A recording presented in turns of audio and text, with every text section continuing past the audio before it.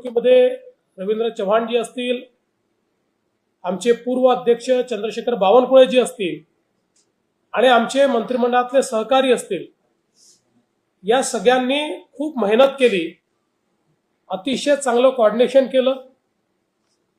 पक्षाची संघटना यामध्ये एक प्रकारे खूप चांगला संवाद हा स्थापित झाला आणि त्यामुळे एक अभूतपूर्व अशा प्रकारचा विजय मिळालाय.